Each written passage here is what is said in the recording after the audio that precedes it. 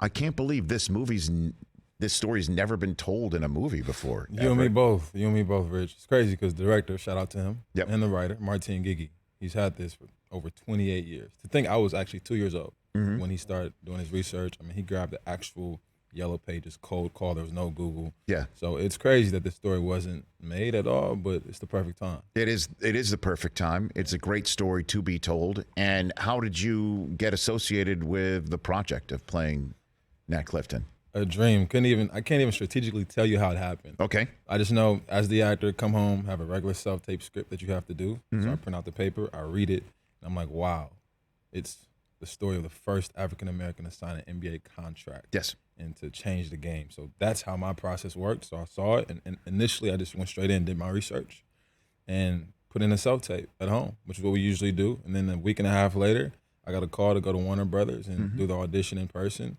And also, to add to that, they wanted to see me, not just the actor, but the basketball player as well. So me and my uncle went to a gym, and I had to record me playing ball, just like Sweetwater back in that time, 1950s. Yeah. And Chuck Taylor's doing all dunks, all shots. 10 in a row was me, no cuts, no edit. So I sent that over and the acting side, and the stars just aligned. Okay. Now, I'm going to pick this out of that fascinating story.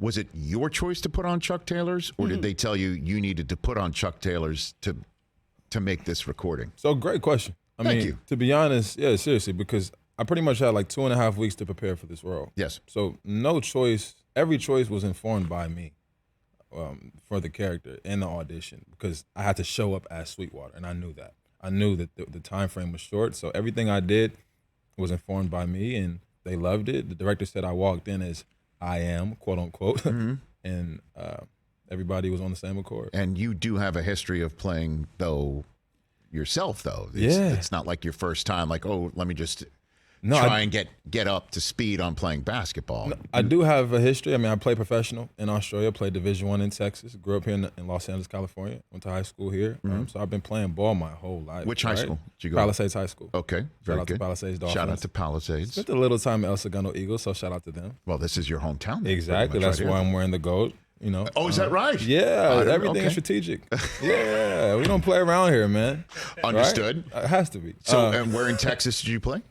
Texas, Rio Grande Valley. Okay. So it's McAllen, Texas. Actually, the only school that offered me at the time, and I went with it, and it was life-changing. I was the president of all student-athletes there. It was a crazy experience. Okay. I don't want to go down that rabbit hole, but it was a crazy, beautiful experience to show how basketball can change your world and environment. So I did have history, to answer your question, but it's interesting because I didn't have history playing in 1950. I didn't have history playing in the 40s and 30s. So I literally had to put my world aside and absorb a whole new world, whole new style of play, whole new understanding of life in the game to truly take on the Sweetwater role, or else I would have been shortchanging the story and him. But for you to play the role of a guy who helped break a barrier to make your entire journey to this role possible, not just as an actor, but also to have the realistic look to your acting role, that had to blow your mind a little bit here. Blew my mind a lot. Blew my mind a lot. It was just crazy. Didn't even know who this guy was. Like, you know, and the beautiful thing about Sweetwater was he wasn't just the first to break the color barrier as a black man, right? It's what he brought to the game that really set him apart. I mean, he was innovative. The creativity, the style, the flair. The game saw nothing like that before, right? It was very boxed in. I mean, he played for the Harlem Globetrotters before. So he brought that game, that freedom that we love watching today. He brought that to the league, and it was very disruptive, as all change is, right? So seeing what he did and seeing the greats that came after him, the Dr. J's, Elgin Baylor's, Connie Hawkins, Julius Erving's, Michael Jordan. I mean, even Michael Jordan said, you know, there's no Michael Jordan without Sweetwater. You know, so to think, like you said, this creativity that we love came from this man, and then I have the responsibility to now portray this role and to live in this truth. Was mind-blowing. To answer your question, man. It's a complete honor. Catch the Rich Eisen Show every single day on the Roku channel, 12 to 3 Eastern, for free.